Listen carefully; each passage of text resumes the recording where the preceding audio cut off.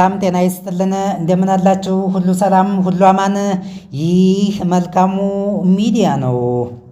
ፓኪስታን በእስራኤል ላይ ዛተች። የእስራኤል ኢራን ነገር ለያዥ ለገናዥ አስቸጋሪ ሆነዋል። እስራኤልና ኢራን እንደ ተርብ እየተናደፉ እንደ ዶሮ እየተተካተኩ ይገኛሉ።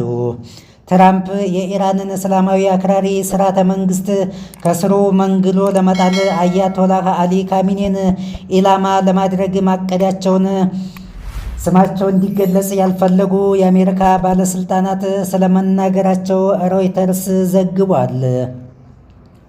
ይህ በእንዲህ እንዳለ እስራኤል በጦር መሳሪያ ማምረቻና ማከማቻ እንዲሁም ሌሎች በርካታ ቀሪ የጦር ጄኔራሎች መገኛ አካባቢ ያሉ ኢራናውያን ለቀው እንዲወጡ ጠንካራ ትዕዛዝ አስተላልፋለች። ከወደ ባሻገር ያለችዋ የኒውክሌር ቦምብ ታጣቂዋ ሀገር ከህንድ ጋር ሳይቀር ትከሻ ለትከሻ የምትለካካዋ ኢስላማባድ ፓኪስታን በበኩሏ ለኢራን በመወገን እስራኤል ከዚህ በላይ ጥቃት የምትፈጽም ከሆነ የኒውክሌር ጦር መሳሪያ ለመጠቀም እንገደዳለን በማለት ዝታለች።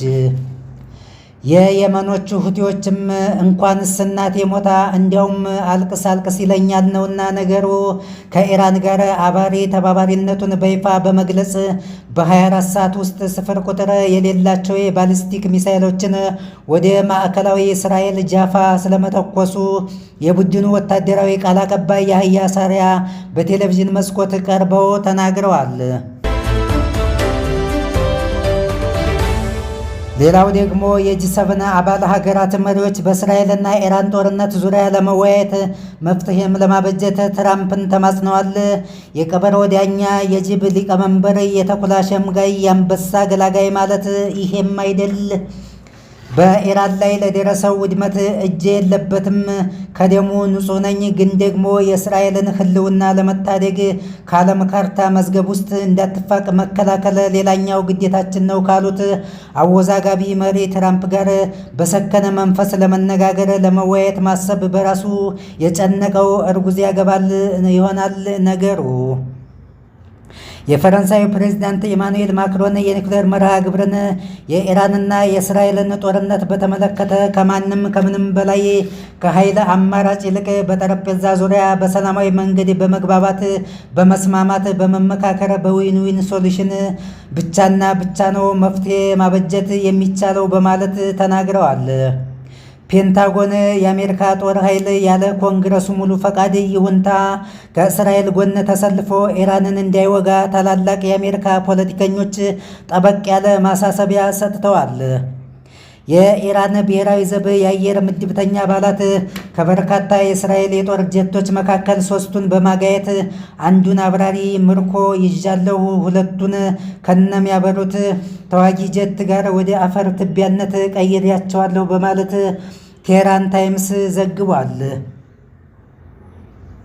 እስራኤልና ኢራን በአንድ ሌሊት አዲስ ጥቃት በመፈጸም የዓለም በኢንዱስትሪ የበለጸጉ ዲሞክራሲያዊ ሀገራት መሪዎች ከመገናኘታቸው ጥቂት ሰዓታት ቀደም ብሎ ከሁለቱም ወገን በዛ ያሉ ሰዎች መሞታቸው ተሰምቷል። ይህ በእንዲህ እንዳለ የጂ7 ሀገራት መሪዎች ኢራንን የሚያወግዝ ከፍ ዝቅ የሚያደርግ አጥቦ የሚያሰጣ መግለጫ ለማውጣት አፋቸውን አሹለው ምላሳቸውን እንደ መጥረቢያ ስለው ወደ ስብሰባ አዳራሽ ለመግባት በቤቱ ቤት ደጃፍ ላይ ቆመዋል። የጀርመኑ መራሒተ መንግስት ፍሬድሪክ ሜርዝ ለጋዜጠኞች በሰጡት መግለጫ ኢራን የኒውክሌር ጦር መሳሪያ እንዳታለማ ወይንም እንዳትሰራ እስራኤል ራሷን የመከላከል ሙሉ መብቷን ማረጋገጥ አለባት ብለዋል። የጂ7 ስብሰባ የሚካሄደውም ከካልጋሪ በስተምዕራብ 90 ኪሎ ሜትር ወይም 56 ማይል ርቀት ላይ በምትገኘው የካናናኪስ ተራራ ሪዞርት ውስጥ መሆኑ ታውቋል። በኦታዋ ዩኒቨርሲቲ የዓለም አቀፍ ጉዳዮች ፕሮፌሰር የሆኑትና የትሩዶ የውጭ ጉዳይ ፖሊሲ አማካሪ የነበሩት ሮላንድ ፓሪስ ዶናልድ ትራምፕ አጠቃላይ ስብሰባውን የሚረብሽ ተቃራኒ አሉታዊ ሀሳብ ካልሰነዘሩ በስተቀር የተሳካ ስብሰባ እንደሚሆን አስባለሁ፣ አምናለሁ በማለት ተናግረዋል። እስራኤል በኢራን ላይ ባደረሰችው ጥቃት መንግስታዊውን ብሮድካስቲንግ ተቋም ስለማፍረሷ ታውቋል። እስካሁኗ ሰዓት ድረስ በሁለቱም ወገኖች ዘንድ ትልቅ ሰዋዊና ቁሳዊ ኪሳራ ተስተናግዷል። በኢራን በኩል ከ220 በላይ ሰዎች ሲሞቱ 1500 ያህል ከቀላል እስከ ከባድ ጉዳት አስተናግደው ሆስፒታል ገብተዋል። እስራኤል ደግሞ በኢራን የረዥም ርቀት ተምዘግዛጊ ሃይፐርሶኒክ ሚሳኤል ተመታ። በተለያዩ የነዳጅ ማጣሪያ ጣቢያዎች ሃይፋ፣ ኢየሩሳሌምና ቴል አቪቭ በኃይል ማመንጫ ጣቢያ ላይ ወዘተ በተፈጸመ ከባድ አጸፋ 24 ሰዎች ሲሞቱ ከ600 የሚልቁ ደግሞ መቁሰላቸው ተሰምቷል። በዚህ ሁሉ በቀድሞዎቹ ወዳጆች በአሁኖቹ ዓይንሽን ላፈር በሚባባሉት የመካከለኛው ምስራቅ ባላንጣ ሀገራት መካከል በሚካሄደው ጦርነት አሜሪካ በእጅ አዙር ከጀርባ ሆና እስራኤልን እያገዘች መሳሪያ እያቀበለች ነው። በአስረጅነትም በኢራን የአየር መከላከያ ስርዓት ዶግ አመድ ከሆኑት ከጋዩት ተዋጊ የጦር ጀቶች ውስጥ የአሜሪካ ስሪቶች ስብርባሪዎች ስለመገኘታቸው ተነግሯል። ስለዚህ ዩናይትድ ስቴትስ አየር በአየር ነዳጅ መሙላት የሚችሉ እጅግ በጣም ፈጣን የጦር አውሮፕላኖችን ወደ እስራኤል ስለመላኳ የዋይት ሀውስ ባለስልጣናት ገልጸዋል። እናም ኢራን አሜሪካ ከዚህ ድርጊቷ እንድትቆጠብ ማስጠንቀቂያ ይመስላል። በእስራኤል የአሜሪካ ኤምባሲ ቆንስላ ጽሕፈት ቤት ላይ የሚሳኤል ጥቃት ፈጽማለች። በተለያዩ አካባቢዎች ባሉ የጦር ማዘዣ ማዕከላት ላይም እርምጃ እንደምትወስድ ተናግራለች። ይሄ ደግሞ አሜሪካ በሐላል በፀሐይ በጉባኤ በአደባባይ ከእስራኤል ጋር እጅና ጓንት ሆና ኢራንን ለማደባየት ለመውጋት ሰበብ ምክንያት ታገኛለች። ሊበሏት ያሰቧትን አሞራ ጅግራ ናት ይሏታል ይባላልና።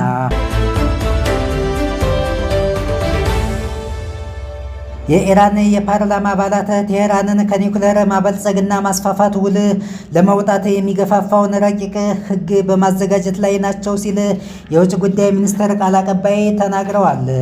የሚኒስቴሩ ቃል አቀባይ እስማኤል ባጋዬ በጋዜጣዊ መግለጫው ላይ ቴሄራን ከኤንፒቲ ዘ ትሪቲ ኦን ዘነን ፕሮላይፈሬሽን ኦፍ ኒውክሌር ዊፔንስ መውጣት እንደምትችል ሲጠየቁ ከቅርብ ጊዜ ክስተቶች ያልተገቡ ሁነቶች አንጻር ተስማሚውን አስፈላጊውን የውሳኔ ሀሳብ እናስተላልፋለን ብለዋል።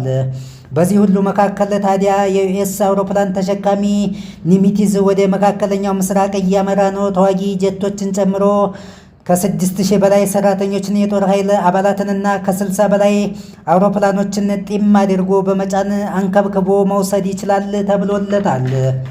የኤርናቭ ሲስተምስ የፍላይት ትራኪንግ ኤንድ ዳታ ሰርቪስ ካምፓኒ የበረራ መከታተያ ድረ ገጽ እንዳስታወቀው ከ31 በላይ የአሜሪካ አየር ኃይል ነዳጅ የሚሞሉ አውሮፕላኖች በዋናነት ኬሲ 135 እና ኬሲ 46 ወደ እስራኤል ማቅናታቸውን ይፋ አድርጓል። የአሜሪካ ባለስልጣናት ስለ አውሮፕላኖች ብዛት ከመናገር ታቅበዋል። ፔንታጎን ሮይተርስን ወደ ዋይት ሀውስ የላከ ሲሆን አስተያየት እንዲሰጥ ለቀረበለት ጥያቄ ወዲያውኑ ምላሽ አልሰጠም። ከ2 ደርዘን በላይ የአሜሪካ የአየር ኃይል ታንከሮች በድንገት ወደ መካከለኛው ምስራቅ ማሰማራቱ የተለመደ ተግባር አይደለም። ይህ የስትራቴጂካዊ ዝግጁነት ግልጽ ምልክት ነው ሲሉ ብዙዎች ሀሳባቸውን ሰንዝረዋል። የኤርናቭ ሲስተሞች የአሜሪካ ወታደራዊ በረራዎች በጀርመን ራምስቴን አየር ማረፊያና በብሪታንያ ኢስቶኒያ፣ በግሪክ አውሮፕላን ማረፊያዎች ጨምሮ በአውሮፓ ሀገራት ተሰማርተዋል።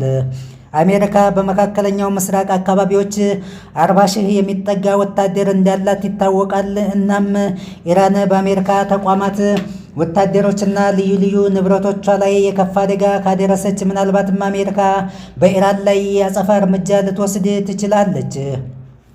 ሁለቱ ተፋላሚዎች እስራኤልና ኢራን በየፊናቸው በየሀገራቱ መዲና ያሉ ነዋሪዎችን ከተማውን ለቀው እንዲወጡ አንዳቸው ለሌላኛቸው ዜጎች ከባድ ማስጠንቀቂያ እየሰጡ ነው። እስራኤልም ኢራንን ወደ ነበርነት ለመቀየር የማያዳግም እርምጃ ለመውሰድ ለአንዴና ለመጨረሻ ጊዜ እየተዘጋጁ ስለመሆናቸው ተዘግቧል። ውድ አድማጭ ተመልካቾቻችን ለዛሬ ያዝንላችሁ የመካከለኛው ምስራቅ ትኩሳት እዚህ ላይ እናበቃለን። በቀጣዩ ቀን በሌላ መረጃ ዳግመኛ እስከምንገናኝ መልካሙን ሁሉ እንመኝላችኋለን። መልካሙ ሚዲያ ታማኝ የመረጃ ምንጭ